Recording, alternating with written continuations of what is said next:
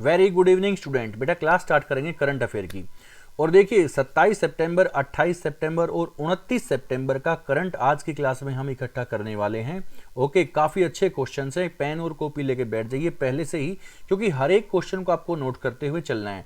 उनके static points, उनकी geography, उनकी हिस्ट्री, सब कुछ आपको नोट करते हुए चलना है बेटा, क्योंकि काफ़ी चीज़ें हम एक क्वेश्चन के साथ में सारे उससे रिलेटेड जो भी ज्योग्राफी है, हिस्ट्री है, पॉलिटी, सब कुछ विद स्टैटिक पॉइंट्स हम सब कुछ लिखाते हुए चलते हैं। ठीक है, तो आप तैयार होके बैठिए बेटा, ठीक है ना। तो क्लास स्टार्ट करते हैं बेटा। ये रहा आज का फर्स्ट क्वेश्चन।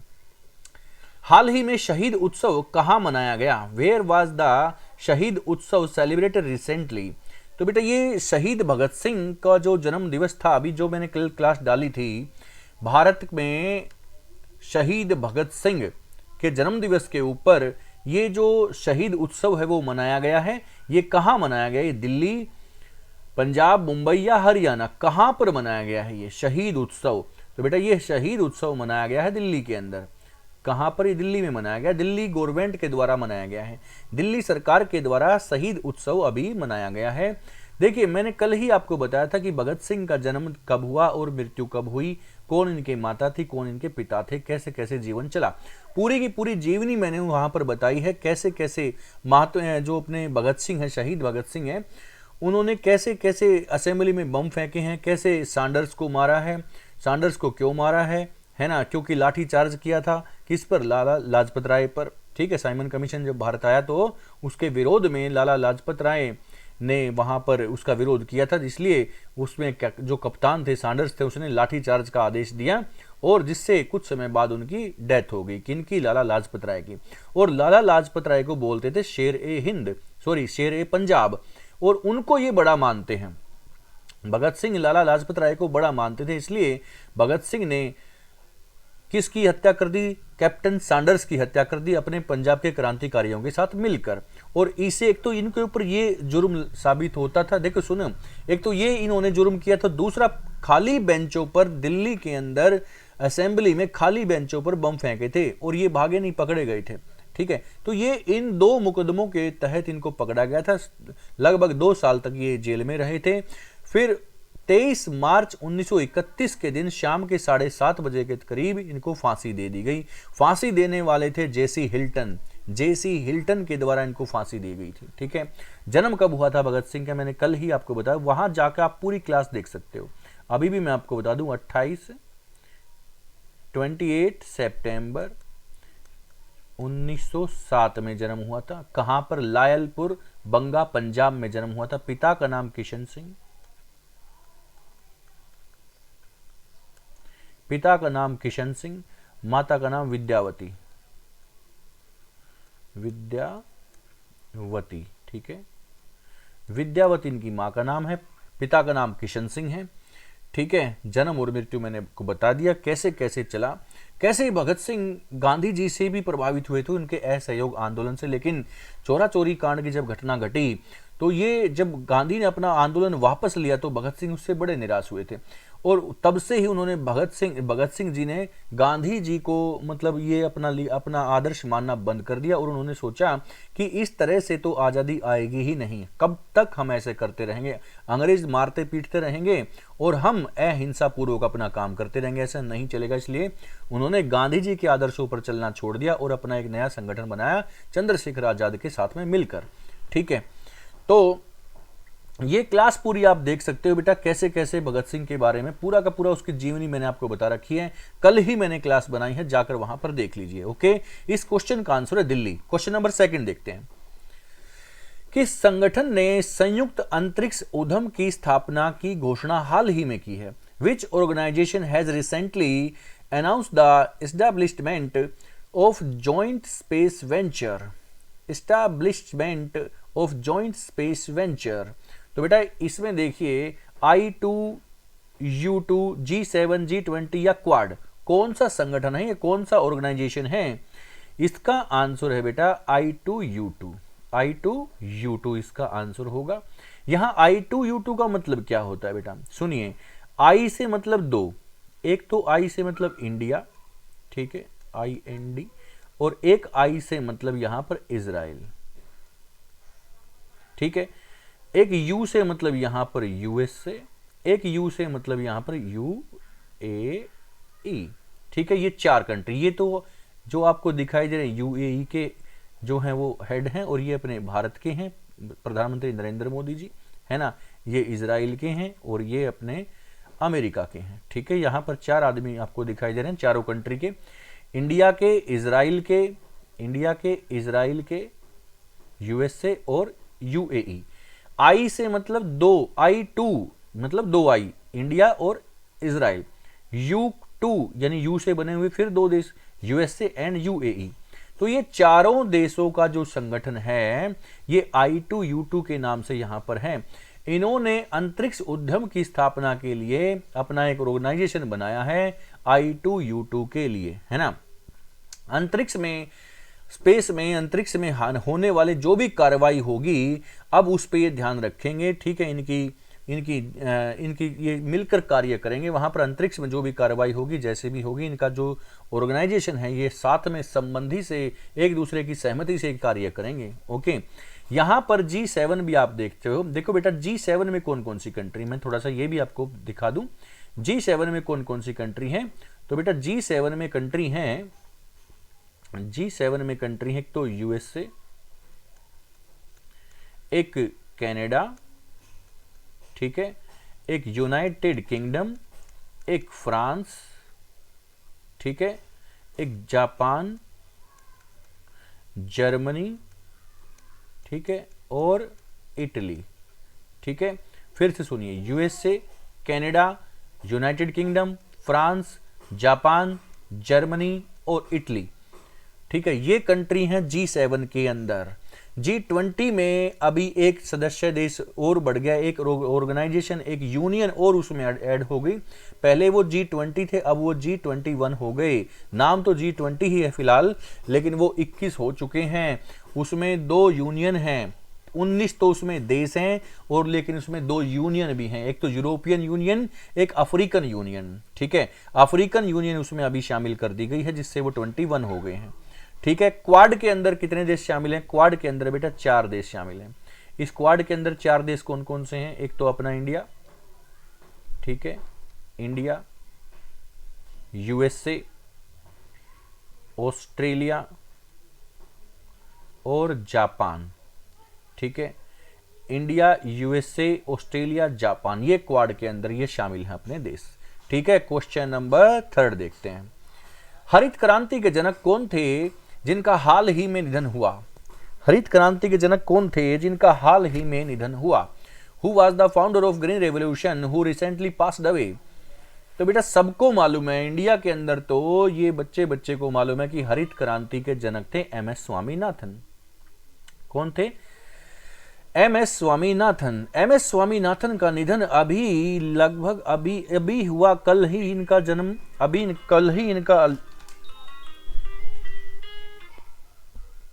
कल ही इनका निधन हुआ है। तो ये हैं, देखिए 28 सितंबर को इनका निधन हुआ है चेन्नई में। कहां पर हुआ है? चेन्नई में। ओके, और सुनिए 28 सितंबर को चेन्नई में निधन हुआ। इनका जन्म कब हुआ था बेटा? इनका जन्म हुआ था 7 अगस्त 1925 में। कहां पर? तमिलनाडु में। कहां पर? तमिलनाडु में। 1925 में जन्म हुआ था तमिलनाडु के अंदर, और चेन्नई में, वहीं तमिलनाडु के जो कैपिटल है चेन्नई, वहीं पर उनकी डेथ हुई कल के दिन 28 सितंबर को। बहुत बड़ा काम किया है इन्होंने हिंदुस्तान के अंदर। हरित क्रांति के जनक माने जाते हैं MS स्वामीनाथन। मैक्सिको के जो गेहूं की जो ब्रीड थी, गेहूं के जो अनाज था गेहूं का, एक तो गेहूं के मैक्सिको की, एक अपने पंजाब की, दोनों का हाइब्रिड इसने बनाया। दोनों गेहूं का, दोनों अनाज का हाइब्रिड बनाया और उसको डेवलप किया। ठीक है, और जो मैक्सिकन, जो अमेरिका के जो नॉर्मन बोरलोग हैं, उनके साथ मिलकर भी 1966 में उसने गेहूं की प्रजाति, एक नई प्रजाति बनाई। ठीक है ना, गेहूं की। तो इसलिए इनका बड़ा नाम है। हरित क्रांति बेटा, ये भारत में हरित क्रांति कब आई, मैं आपको ये भी थोड़ा सा बताऊं। हरित क्रांति भारत में इन 1967 से 1966 से 1967 में भारत में हरित क्रांति आई थी। ठीक है, हरित क्रांति में गेहूं और चावल पर ज्यादा प्रभाव पड़ा था।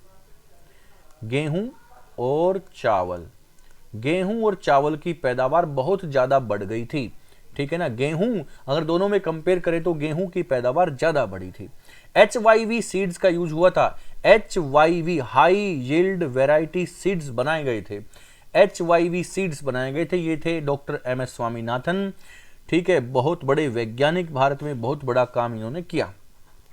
ठीक है, यहीं पर आप ऑप्शन ए में देख रहे हो नॉर्मन बोरलॉग, और फिर आप वर्गीज कुरियन भी देख रहे हैं। देखो बेटा, नॉर्मन बोरलॉग जो हैं ये विश्व में हरित क्रांति के जनक माने जाते हैं, जो कि अमेरिका के हैं। नॉर्मन बोरलॉग, बोरलॉग के इनका सरनेम है बोरलॉग, तो बोरलॉग के नाम से विश्व में सबसे बड़ा कृषि के क्षेत्र में पुरस्कार देता है अमेरिका। अमेरिका बोरलॉग सरनेम है इनका, बोरलॉग के नाम से प्राइज देता है, एग्रीकल्चर में सबसे बड़ा अवार्ड देता है बोरलॉग अवार्ड। कौन देता है? अमेरिका देता है। ठीक है, वर्गीज कुरियन के बारे में सुनिए। वर्गीज कुरियन व्हाइट रेवोल्यूशन के फाउंडर हैं इंडिया के अंदर। व्हाइट रेवोल्यूशन, सुनिए, श्वेत क्रांति के जनक कौन है भारत के अंदर? वर्गीज कुरियन है। और ये श्वेत क्रांति भी कब आई थी? इसका 10 ईयर था बेटा, 1960 to 1970। वर्गीज कुरियन, ठीक है, ये भी ध्यान रखना है आपको साथ में। ठीक है, क्वेश्चन नंबर 4 देखते हैं बेटा। 2021 का 53वां दादा साहब फाल्के पुरस्कार लाइफ टाइम अचीवमेंट पुरस्कार किसे प्रदान किया गया है? 2021 का 53वां Dada Saheb Phalke life time achievement पुरस्कार किसे प्रदान किया गया?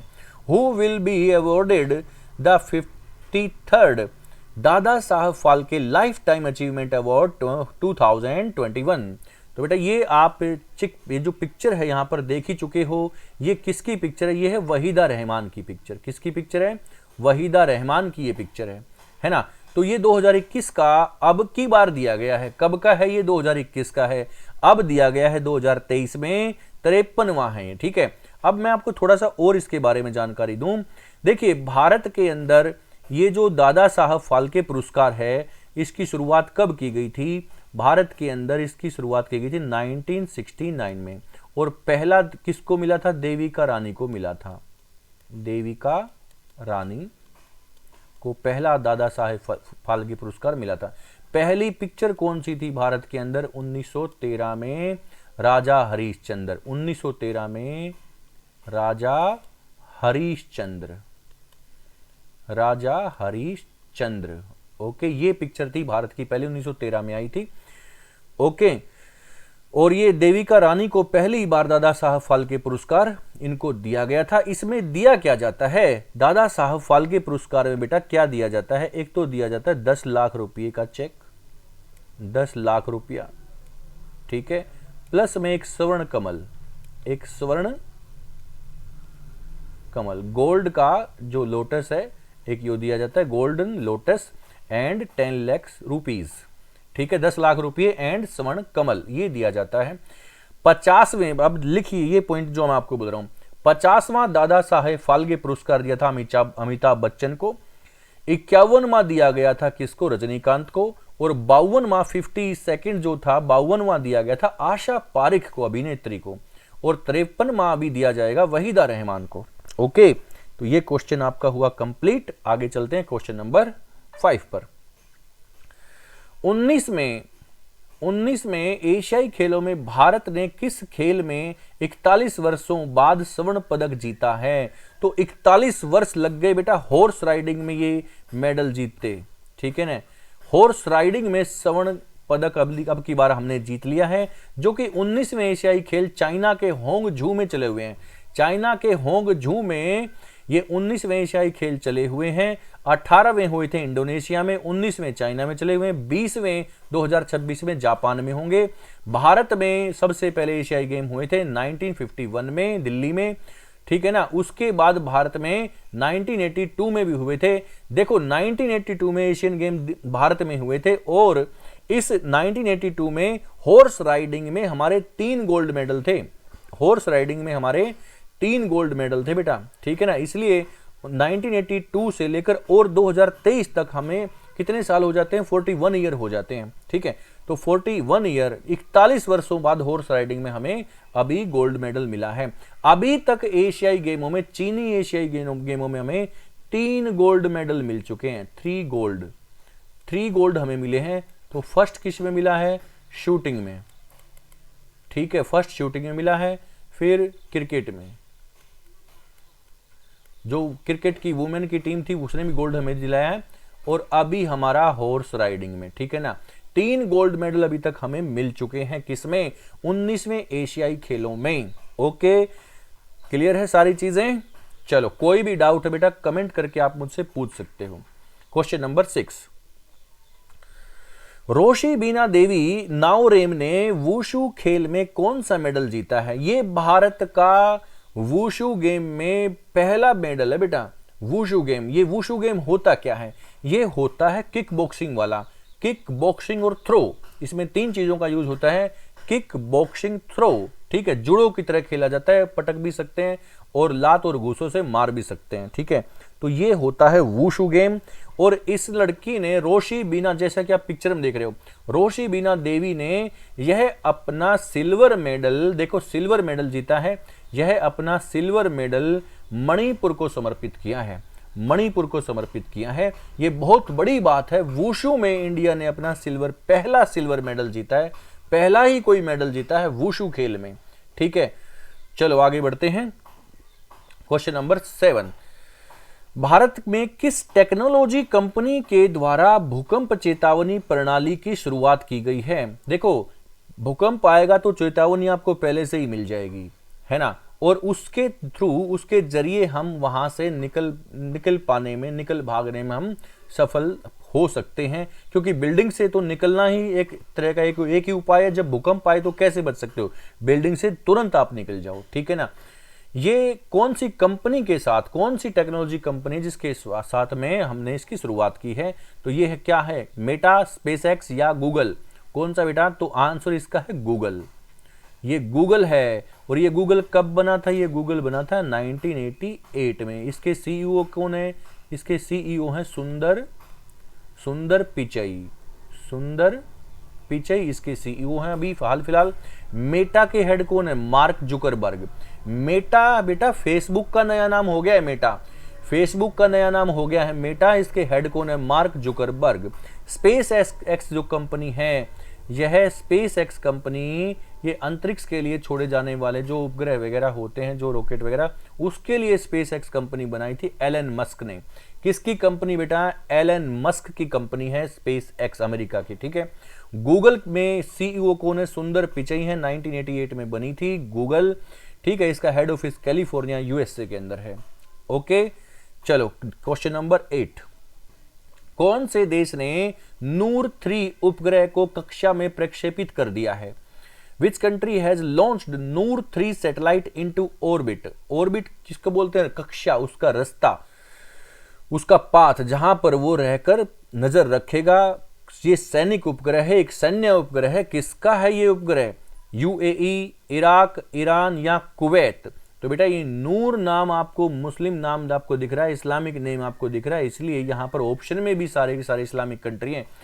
यूएई, संयुक्त अरब अमीरात, इराक, ईरान या कुवैत? तो बेटा इसका आंसर है ईरान। इसका आंसर क्या है? इसका आंसर है ईरान। तो ईरान ने अपना नूर 3 सैटेलाइट जो है कक्षा में सफलतापूर्वक अपना अभी लॉन्च कर दिया है, ठीक है। ईरान की कैपिटल क्या है बेटा? ईरान की कैपिटल है तेहरान। ईरान की कैपिटल है तेहरान, इसकी ईरान की कैपिटल हो गई। और ईरान एक एशियन कंट्री है।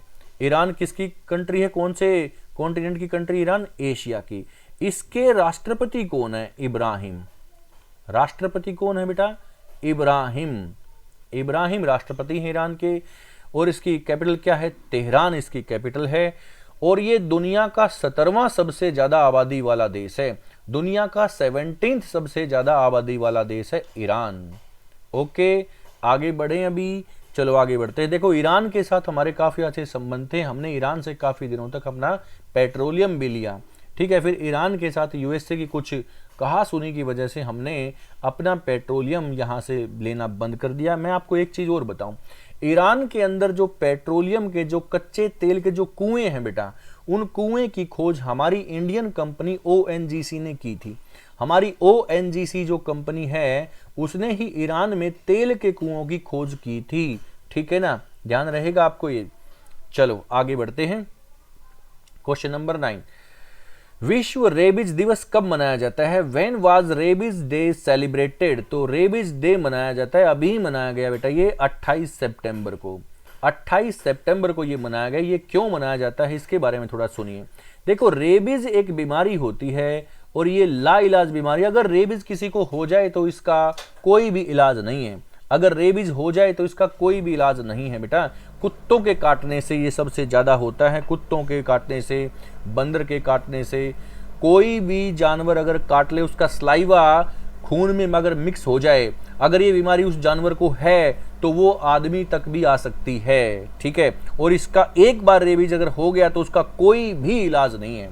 लेकिन एक बार कोई जानवर काट ले, अगर उसको रेबीज है तो तुरंत 24 घंटे में अगर उसका टीका लग जाता है आपको, तो आपको रेबीज नहीं होगा, ठीक है। लेकिन अगर रेबीज हो गया तो उसके बाद इसकी कोई भी रोकथाम नहीं है बेटा, ठीक है। तो रेबीज का जो टीका है, रेबीज की जो वैक्सीन है, वो किसने बनाई थी? वो बनाई थी बेटा लुईस पास्चर ने। लुईस पास्चर, जो फ्रेंच वैज्ञानिक है, लुईस पास्चर ये कहाँ के हैं? ये फ्रेंच के हैं। इन्होंने रेबीज की वैक्सीन कब बनाई थी? 1985 में। 1985 में रेबीज का टीका लुईस पास्चर ने बनाया था। और लुईस पास्चर की डेथ कब हुई थी? लुईस पास्चर की डेथ 28 सितंबर के दिन ही हुई थी। इसीलिए 28 सितंबर को रेबीज डे के लिए हम सेलिब्रेट करते हैं। बात समझ में आ गई? लुईस पास्चर का निधन, इनकी डेथ 28 सितंबर को हुई थी। और 1985 में रेबीज का जो टीका है उसकी वैक्सीन विकसित कर ली थी, बना ली थी लुईस पास्चर ने, जो कि फ्रेंच वैज्ञानिक है। ओके, चलो क्वेश्चन नंबर 10 देखते हैं। पीएम नरेंद्र मोदी के सलाहकार के रूप में किसे फिर से चुना गया? देखिए बेटा, यहां पर है फिर से, दूसरी बार फिर से चुना गया है अभी। Who has recently been reappointed as advisor to PM Narendra Modi? तो बेटा ये जो पिक्चर आप देख रहे हो, ये जो फोटो आप देख रहे हो, ये है अमित खरे, श्री अमित खरे। तो अमित खरे ने अभी इनको दूसरी बार सेकंड टाइम ये बने हैं। फर्स्ट टाइम ये बने थे 2021 में, ठीक है ना, अक्टूबर 2021 में। अभी सेकंड टाइम ये 2023 के लिए भी चुन लिए गए हैं। अभी 2023 के लिए फिर से 2 साल के लिए इनका चुनाव होता है, 2 साल के लिए फिर से ये चुन लिए गए हैं अमित खरे। ओके, ये झारखंड के कैडर बैच के ऑफिसर हैं। झारखंड के 1985 कैडर बैच के ऑफिसर हैं। झारखंड कैडर के 1985 बैच के ऑफिसर हैं अमित खरे। ये अजय बंगा कौन है? आप यहां पर देख रहे हो बेटा, एक पॉइंट और है, अजय बंगा। ये अजय बंगा कौन है? ये वर्ल्ड बैंक के हेड हैं, वर्ल्ड बैंक के हेड ऑफ वर्ल्ड बैंक के हेड। अजीत डोभाल कौन है? राष्ट्रीय सुरक्षा सलाहकार हैं अजीत डोभाल। अजीत डोभाल राष्ट्रीय सुरक्षा सलाहकार हैं फिलहाल हमारे। अजय बंगा हेड ऑफ विश्व बैंक, वर्ल्ड बैंक के हेड हैं अजय बंगा, जो कि अमेरिका के न्यूयॉर्क के अंदर हैं। अमित खरे ये प्रधानमंत्री नरेंद्र मोदी के दोबारा से सलाहकार चुने गए हैं, जो कि झारखंड कैडर के 1985 बैच के ऑफिसर हैं। ओके, आगे बढ़ते हैं। क्वेश्चन नंबर 11, विश्व मैरीटाइम दिवस कब मनाया गया? When is world maritime day celebrated? तो ये मैरीटाइम डे भी बेटा अभी 28 सितंबर को मनाया गया है। 28 सितंबर को ये मनाया गया है। हमारे पर्यावरण के लिए समुद्र से जो भी चीज़ें हम सीख सकते हैं, जो भी चीज़ें उसके लिए अच्छा है, जो भी चीज़ें हम समुद्र के योगदान के लिए दे सकते हैं, वो सब सेलिब्रेट करने के लिए, वो सब समझाने के लिए मनाया जाता है। तो ये उसी के लिए मनाया जाता है कि समुद्र से हम जो भी चीज़ें चाहें, जो भी चीज़ें हम उससे अच्छी चीज़ें उसकी हम एक प्रकार से सुरक्षा कर सकें, ठीक है ना, समुद्र के लिए, पर्यावरण को बचाने के लिए समुद्र की अहमियत हम समझें, तो इसीलिए ये जो मैरीटाइम डे है ये बनाया जाता है। ओके, बात समझ में आ गई। चलो आगे बढ़ते हैं बेटा। ठीक है, मैरीटाइम दिवस ये समुद्र के लिए मनाया जाता है, उसकी सुरक्षा के लिए, सेफ्टी के लिए, पर्यावरण की सुरक्षा सेफ्टी के लिए मैरीटाइम डे सेलिब्रेट किया जाता है 28 सितंबर को। क्वेश्चन नंबर 12, हाल ही में कौन सी नदी जल विवाद के चलते कर्नाटक बंद रखा गया है?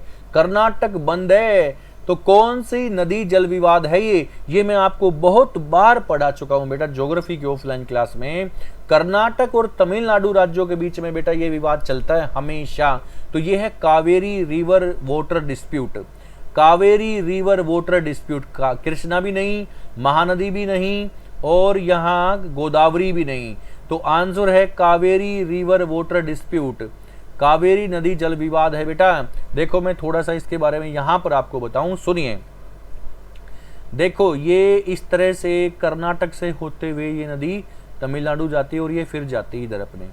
देखिए ये अपना एक प्रकार से मैं साउथ इंडिया आपको सामने मैंने बनाया, और यहाँ पर मैंने बना दिया ये कर्नाटक, ठीक है, और यहाँ पर है ये अपना तमिलनाडु।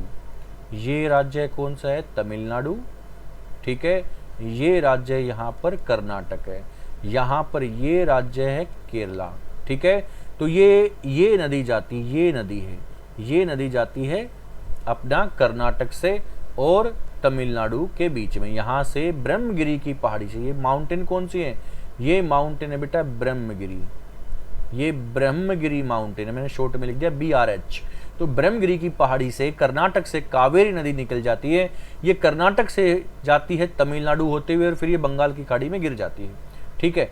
तो यहाँ पर कर्नाटक के लिए अभी कर्नाटक बंद कर दिया गया है, क्योंकि तमिलनाडु चाहता है कि मुझे पानी चाहिए। अगर कर्नाटक पानी को रोकता है तो तमिलनाडु में उतना पानी नहीं मिल पाता है, तो दोनों राज्यों में काफी बड़ा झगड़ा रहता है। बहुत सारे आदमी कर्नाटक के और बहुत सारे आदमी तमिलनाडु के इस विवाद में, इस झगड़े में मारे जा चुके हैं बेटा।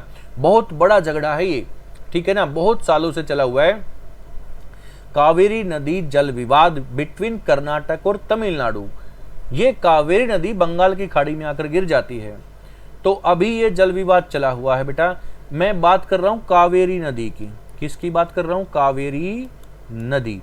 ये कावेरी नदी की सबसे बड़ी लंबी ट्रिब्यूटरी कौन सी है? Longest tributary of Kaveri river, तो बेटा ये मैंने कई बार आपको बताया है, अमरावती। कौन सी है?